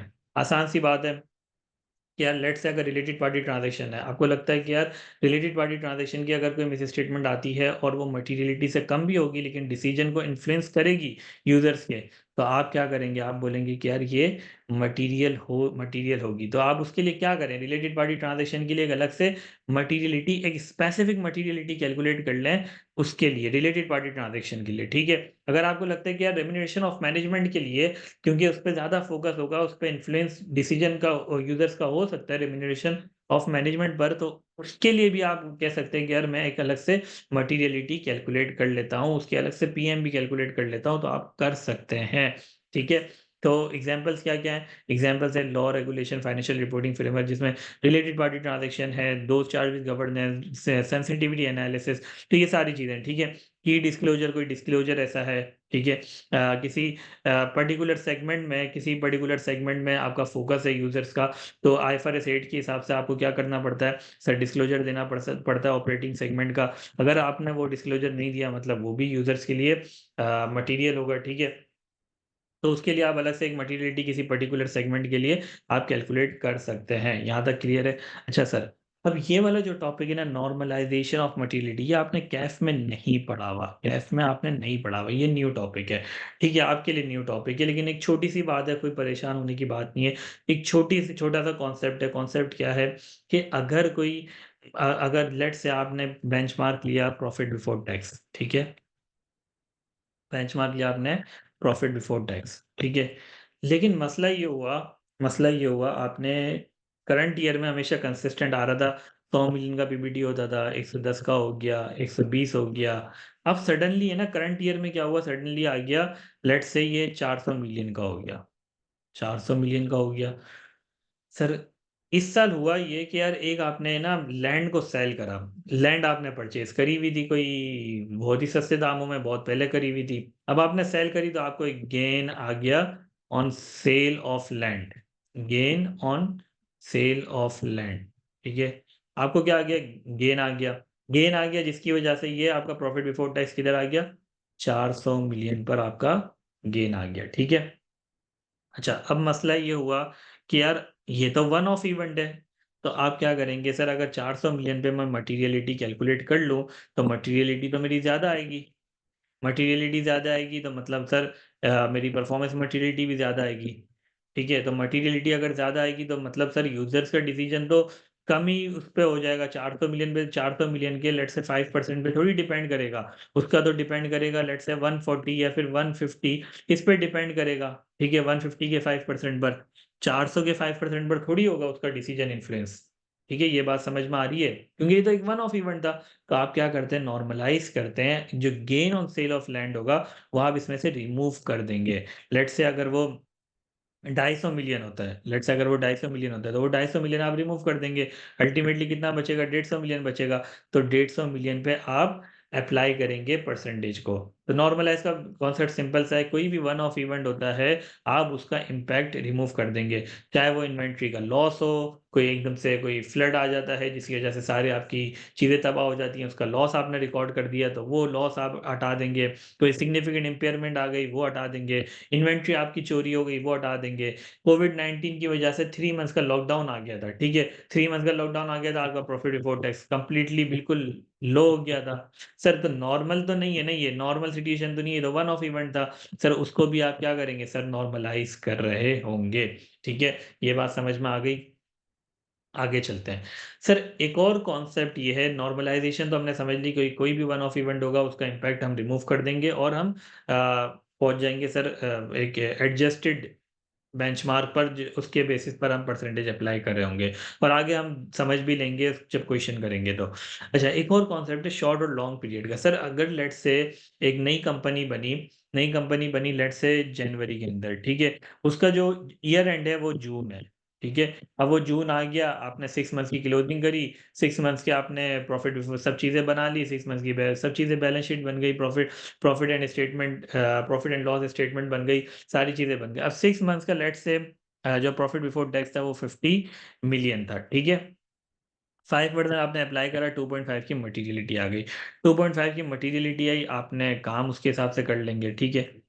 Let's say बहुत दफ़ा ऐसा भी होता है कि यार आप क्या करते हैं जून पे आप उसकी क्लोजिंग नहीं करते, आप बोलते हैं मैं उसके अगले साल क्लोजिंग करूँगा, उसकी फाइनेंशियल जो फाइनल बनाऊँगा, तो आपने 18 मंथ्स के अकाउंट्स बना लिए। 18 मंथ्स का आपका क्या होगा सर पी&एल होगा, 18 मंथ्स का फिर 150 मिलियन होगा, 5% का आपने अप्लाई करा 7.5 मिलियन आपकी मटीरियलिटी आ गया, आप उसके हिसाब से काम करेंगे। अब देखें एक चीज़ को समझें, जब आप 18 मंथ्स की या तो फाइनेंशियल बनाएँ या 6 मंथ्स के बनाएँ या 12 महीने के बनाएँ, आपकी जो बैलेंस शीट होती है वो एज़ एट पोज़ीशन होती है एज़ एट पोज़ीशन होती है। Balance sheet as at position होती है मतलब ये कि सर इन्वेंट्री अगर आप ऑन एवरेज इन्वेंट्री अगर आप मैनेज करते हैं लेट्स से नॉर्मली हर महीने ऑर्डर जो आते हैं वो 10 मिलियन के आते हैं। तो आपने 10 मिलियन तक की आप इन्वेंट्री अपने पास स्टॉक रखेंगे, ठीक है? एक साइकिल चल रही है कि यार 10 मिलियन की इन्वेंट्री बिकती है, तो इतना रिसीवेबल मेरा हर महीने मेंटेन रहता है। लेट्स से वो 15 मिलियन का मेरा हर महीने रिसीवेबल मेंटेन रहता है। तो हर महीने की साइकिल चल रही है, ठीक है? तो वो चाहे मैं 6 मंथ्स के बना रहा हूँ, चाहे 18 मंथ्स के बना रहा हूँ, चाहे 12 मंथ्स के मैं बना रहा हूँ फाइनेंशियल लेकिन ये फिगर हमेशा सेम रहेगी, इन्वेंटरी सेम रहेगी। बैंक में बैलेंस में एक ऑन एवरेज यही रख रहा होता हूँ, तो उसके हिसाब से मेरा बैंक बैलेंस भी सेम हो रहा होगा। ये बात समझ में आ रही है? तो सर बैलेंस शीट पोज़ीशन तो मेरी ऑलमोस्ट सेम होगी, चाहे मैं 18 मंथ्स के बनाऊँ, चाहे 12 मंथ्स के बनाऊँ, 6 मंथ्स के बनाऊँ। लेकिन प्रॉफिट बिफोर टैक्स जो है, जो जो पी&एल होगा वो मेरा चेंज होगा क्योंकि डिपेंडिंग कर रहा है क्योंकि वो फॉर द पीरियड है, 6 मंथ्स का होगा तो प्रॉफिट बिफोर टैक्स कम होगा, 12 मंथ्स का होगा तो वो ज़्यादा होगा, 18 मंथ्स का होगा तो इससे भी ज़्यादा होगा। तो मतलब सर अगर तो मैं 6 मंथ की क्लोजिंग करता हूँ, तो मतलब कि 2.5 मेरी मटीरियलिटी आएगी, 2.5 आएगी तो मतलब सर मैं ज़्यादा काम कर रहा हूँगा, परफॉर्मेंस मटीरियलिटी और कम होगी, मैं ज़्यादा ओवरऑल काम कर रहा हूँगा, बैलेंस शीट आइटम पर भी ज़्यादा काम हो रहा होगा। अगर तो 18 मंथ्स की करता हूँ मेरी 7.5 आएगी, 7.5 आएगी तो मतलब परफॉर्मेंस मटेरियलिटी भी थोड़ी मतलब इससे तो कम होगी लेकिन ओवरऑल ज़्यादा ही होगी देखा जाए तो। तो अगर मैं बात करूँ तो बैलेंस शीट आइटम्स पर मैं कम काम कर रहा हूँगा सिर्फ़ इस वजह से, ठीक है? तो बैलेंस शीट आइटम्स कॉम्प्रोमाइज़ हो रहे होंगे, ये एक मसला आएगा, ठीक है? तो उस मसले के लिए क्या करते हैं, उस मसले के लिए ये करते हैं कि यार हम क्या यूज़ करते हैं सर मल्टीपल बेंचमार्क को यूज़ करते हैं। जब कोई शॉर्ट या लॉन्ग पीरियड होता है तो हम देखते हैं अपनी जजमेंट यूज़ करते हैं, मल्टीपल बेंचमार्क हम यूज़ कर सकते हैं। मैं बोल सकता हूँ कि यार लेट्स से 18 मंथ्स का अगर मैं कर रहा हूँ तो 7.5 मटेरियलिटी मेरी आई, ठीक है? प्रॉफिट बिफोर टैक्स पर। एसिड्स के ऊपर मैं लगाऊँगा 1% और उसके ऊपर मैंने मटेरियलिटी कैलकुलेट करी 4.5 तो 7.5 टू 4.5 मैं अपनी जजमेंट यूज़ करके कोई भी मटेरियलिटी ले सकता हूँ। मैं बोल सकता हूँ लेट्स से 5 मेरी मटेरियलिटी होगी, ठीक है? लेट्स से मैं बोल सकता हूँ 6 होगी, डिपेंडिंग ऑन माय जजमेंट कि यूज़र्स का डिसीजन इन्फ्लुएंस कैसे होगा, ठीक है? तो उसकी बेस पे मैं कुछ भी दोनों की रेंज में ले सकता हूँ। तो मैंने मल्टीपल बेंचमार्क यूज़ करूँगा, प्रॉफिट बिफोर टैक्स भी करूँगा, एसिड भी करूँगा, दोनों की बेस पे मटेरियलिटी कैलकुलेट करूँगा और दोनों की रेंज में सेलेक्ट करके अपनी जजमेंट यूज़ करके कुछ भी ले सकता हूँ। समटाइम्स आप क्या कर लेते हैं, आप एवरेज भी ले लेते हैं दोनों का, ठीक है?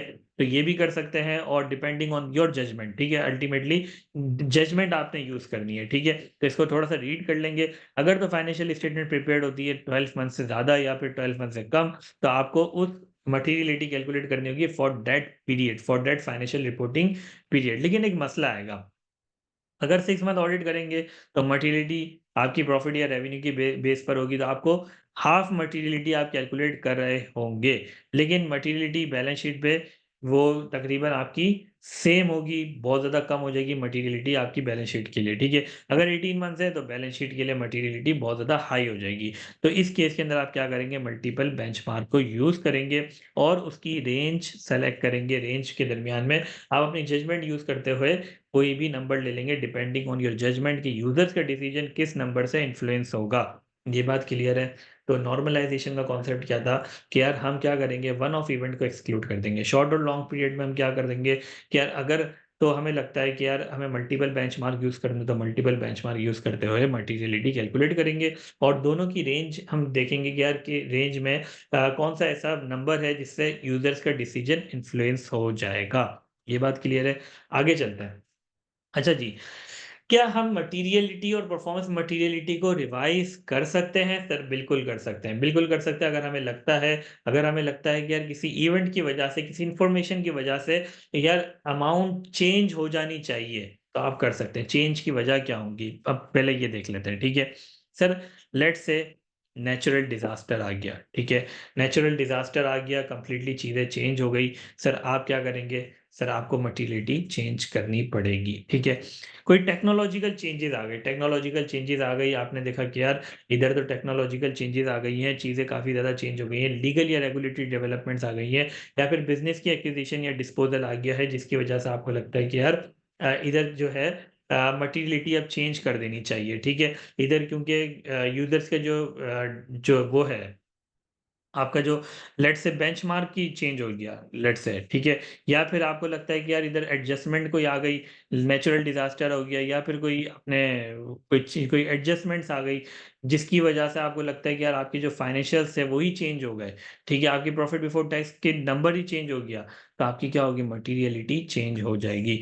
या फिर कोई न्यू इन्फॉर्मेशन आपके पास आ गई, कोई एरर्स आ गए, कोई फ्रॉड आ गए, क्या कोई न्यू रिलेटेड पार्टीज़ आइडेंटिफाई हो गई जिससे आपका कंप्लीटली आपका रिस्क ही चेंज हो गया, ठीक है? आपने बोला यार इस एरिया में मैंने एक्सपेक्ट करा था कि यार रिस्क नहीं है, लेकिन अब मुझे इधर तो मैनेजमेंट की इंटेग्रिटी पे ही डाउट लग रहा है, इधर तो मुझे ये भी लग रहा है, तो इधर मुझे ज़्यादा काम करना पड़ेगा, इधर तो ओवरऑल फाइनेंशियल स्टेटमेंट पे बहुत ज़्यादा रिस्क है, ठीक है? मैं तो समझा था इस एंटिटी के अंदर हर चीज़ डिफाइंड है, पॉलिसीज़ डिफाइंड है, लेकिन इधर तो मसले हैं। मैं समझा था ये बंदा क्वालिफाइड है, लेकिन ये बंदा तो क्वालिफाइड नहीं है, ठीक है? तो मेरी अंडरस्टैंडिंग में फ़र्क आ गया था, मेरी सोच में फ़र्क आ गया था, ठीक है? तो उधर भी आप क्या करेंगे मटीरियलिटी को रिवाइज़ कर रहे होंगे। लेट्स से आपने शुरू में इनिशियल ड्राफ्ट कंपनी ने आपको दिए, उसमें प्रॉफिट बिफोर टैक्स 10 मिलियन का था, ठीक है? लेकिन बाद में कोई एडजस्टमेंट वगैरह आई और उसमें प्रॉफिट बिफोर टैक्स आपका कितना रह गया? आपका लेट्स से रह गया 2 मिलियन का। तो मटीरियलिटी भी क्या हो जाएगी जब बेंचमार्क की अमाउंट ही चेंज हो गई, तो मतलब आपकी मटीरियलिटी भी रिवाइज़ हो जाएगी। अगर आपके अंडरस्टैंडिंग में कोई चेंज आ जाता है, तो उसकी बेसिस पे आपकी मटीरियलिटी रिवाइज़ हो रही होगी। सर मटीरियलिटी अगर रिवाइज़ होगी तो अल्टीमेटली आप क्या करेंगे? आप ये भी सोचेंगे देखें अगर अगर पॉलिसी चेंज हो जाए, आईकेप की पॉलिसी चेंज हो जाए, आईकेप बोले कि नहीं भई अब 50 मार्क्स नहीं एटलीस्ट आपको 70 मार्क्स चाहिए होंगे पास होने के लिए। 30 तक एरर्स बर्दाश्त होंगे, 70 मार्क्स आपको पासिंग के लिए चाहिए। तो 70 मार्क्स पासिंग के लिए चाहिए होंगे तो अब आपको अपनी परफॉर्मेंस मटीरियलिटी भी रिवाइज़ करनी पड़ेगी, ज़्यादा एफर्ट्स करनी पड़ेंगी, ज़्यादा जान मारनी पड़ेगी, ज़्यादा ज़्यादा मार्क्स के लिए आपको मेहनत करनी पड़ेगी। तो परफॉर्मेंस मटीरियलिटी भी आप देखेंगे कि यार क्या मुझे रिवाइज़ करने की ज़रूरत है या नहीं है? ठीक है? ये भी आप देखेंगे। अगर मटीरियलिटी चेंज होगी तो मतलब परफॉर्मेंस मटीरियलिटी भी आपको चेंज करनी पड़ेगी। ठीक है? यहाँ तक क्लियर है? अच्छा जी, डॉक्यूमेंटेशन क्या-क्या करनी है? मटीरियलिटी जो आपने कैलकुलेट करी वो करनी है, परफॉर्मेंस मटीरियलिटी जो आप कैलकुलेट करेंगे उसकी डॉक्यूमेंटेशन करनी है। अगर कोई स्पेसिफिकली मटीरियलिटी आपने कैलकुलेट करी है for particular class of transaction account balances वो आपने डॉक्यूमेंट करनी है, कोई रिवाइज़ कर रहे हैं तो वो आपने कैलकुलेट करनी है, ठीक है? वो आपने डॉक्यूमेंट करनी है।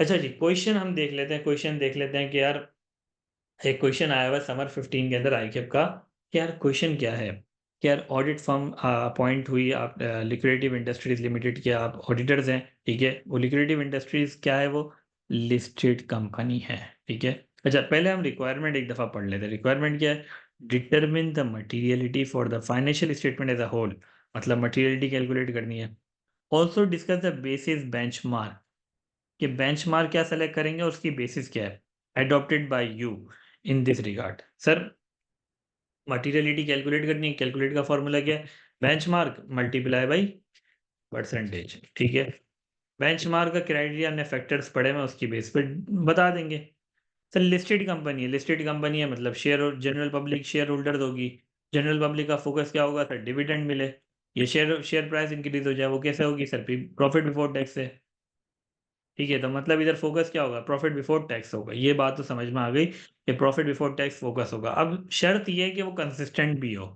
अगर तो कंसिस्टेंट नहीं होगा, तो हम किधर चले जाएँगे? हम रेवेन्यूज़ पे चले जाएँगे। ये बात क्लियर है? अच्छा जी, वैसे अगर मैं देखूँ, अगर इसने जो दिए हुए 2011 155, 2012 165, 2013 190, 2014 212 तो ये पीरियड तो मुझे कंसिस्टेंट लग रहा है, ये कंसिस्टेंट है। ठीक है? अब इधर 212 से सीधा आ गया है 1159 कंसिस्टेंसी खत्म। लेकिन सर एक दफ़ा देख लें, कोई वन ऑफ इवेंट तो नहीं है, अगर वन ऑफ इवेंट है तो हम रिमूव करेंगे, क्या पता वो कंसिस्टेंट बन जाए, ठीक है? तो वन ऑफ इवेंट एक दफ़ा देख लेते हैं, नॉर्मलाइज़ करके देख लेते हैं। अगर तो कोई वन ऑफ इवेंट है हम रिमूव कर देंगे, ठीक है? देख लेते हैं, ठीक है भाई। प्रॉफिट बिफोर टैक्स तो हमने सेलेक्ट कर लिया, अच्छा जी।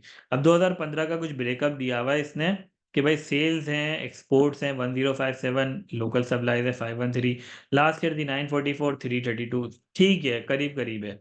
अच्छा जी, कॉस्ट ऑफ सेल्स 1049 थी, 1299 ठीक है। ये आ गया gain on sale of office building ल इस साल आई है 901 मिलियन, लास्ट ईयर तो कुछ भी नहीं था, लास्ट ईयर 0 थी। तो मतलब क्या है ये? वन ऑफ इवेंट है। सर ये क्या करेंगे? ये ऐड हुआ हुआ है तो इसको क्या करेंगे? एक्सक्लूड कर देंगे, रिमूव कर देंगे प्रॉफिट बिफोर टैक्स से।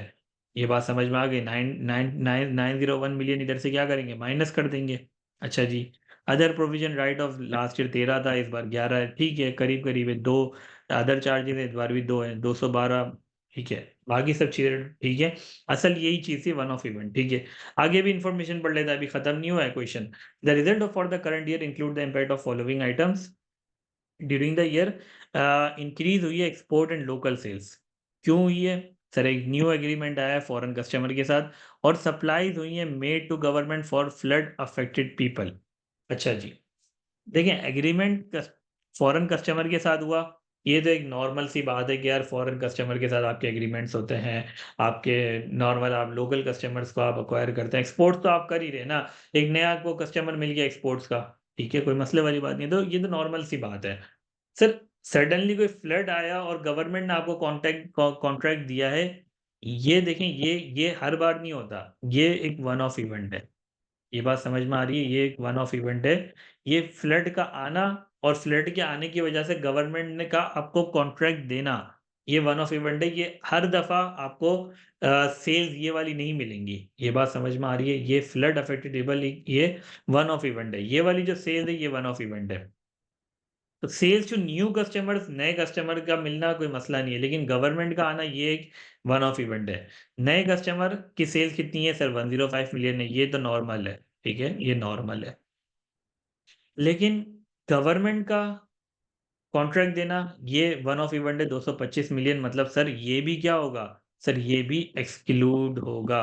इसकी सेल्स भी एक्सक्लूड होगी और इसकी कॉस्ट ऑफ सेल्स भी एक्सक्लूड होगी। तो 15% इसने मार्कअप भी बता दिया।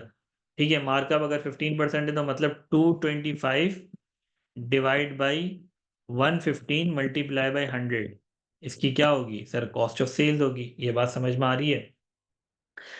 तो ये तो कॉस्ट ऑफ सेल हो जाएगी। Administrative expense include loss of raw material amounting to 210 million. Sir loss of raw material आया है क्योंकि वो आग लग गई थी, आग लगने की वजह से मेरा मटेरियल जल गया। ये इस साल हुआ है, ठीक है? तो 210 मिलियन का ये लॉस भी शामिल है एडमिनिस्ट्रेटिव एक्सपेंसेस में। तो मतलब ये भी क्या है सर? वन ऑफ इवेंट है। ये भी क्या होगा सर? ये भी एक्सक्लूड होगा। ठीक है? During the year the head office of the company was shifted to new premises and the old building was sold to 1.2 million. ये तो हमने वैसे ही देख लिया था, गेन ऑन सेल। ये तो हमने वहां ही डिसाइड कर लिया था कि ये एक्सक्लूड करना है। थोड़ी देर के लिए इस वीडियो को पॉज करें और खुद करने की एक दफा कोशिश करें और बेंचमार्क की बेसिस लाजमी लिखें, ठीक है? खुद एक दफा कोशिश करें। हम आगे सॉल्यूशन देखते हैं, ठीक है? अच्छा जी, तो वही चीज करी हुई है। देखिए 1159 प्रॉफिट बिफोर टैक्स लिया हमने, ठीक है? 1159 देख लेते हैं एक दफा। 1159 ये लिया हमने, ठीक है? 1159 लिया। Sales to government department 225 million की सेल्स हमें दी हुई थी। 225 मिलियन की, इसको मैं सारी चीजें एक दफा रिमूव कर देता हूँ।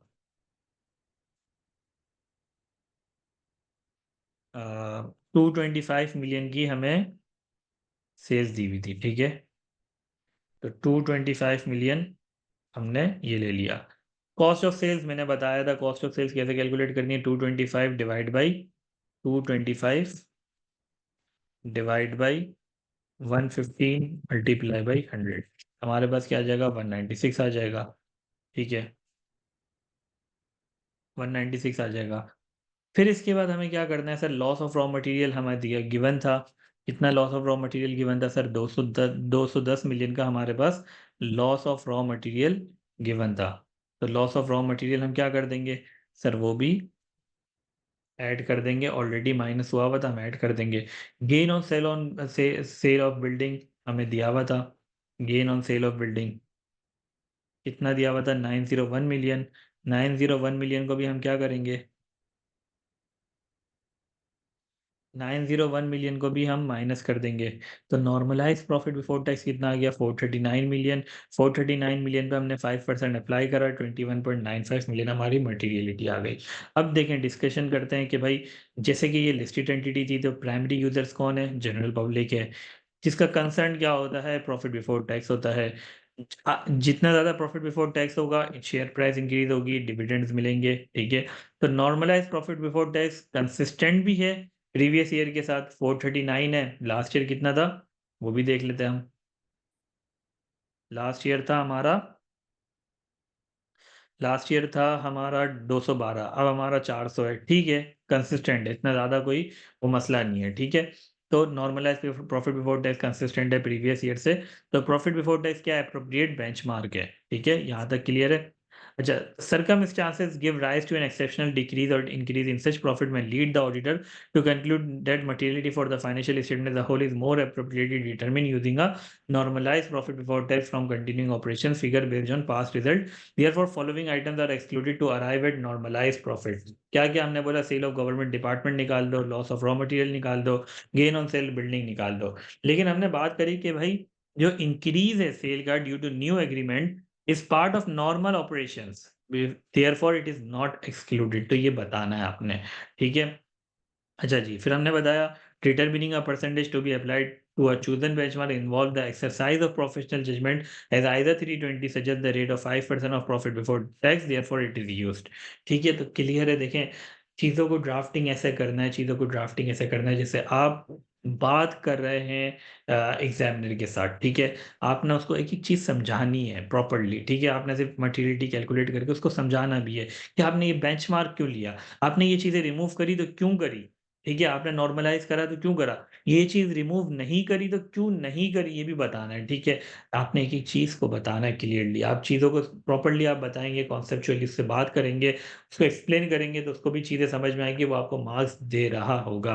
तो होपफुली आपने ये लेक्चर एन्जॉय करा होगा, जो काफ़ी सारी आपकी मिसकंसेप्शंस होंगे, वो सारी चीज़ें आपकी होपफुली क्लियर हो गई होंगी। अभी भी अगर आपको कोई क्वेश्चन हो, कोई भी कोई क्वेरी हो तो आप मुझसे डायरेक्टली पूछ सकते हैं, मुझे ग्रुप पर मैसेज करें, मुझे डायरेक्टली व्हाट्सएप पे मैसेज करें, मैं इंशाल्लाह आपको आंसर कर दूँगा। तो इंशाल्लाह मिलते हैं नेक्स्ट क्लास में।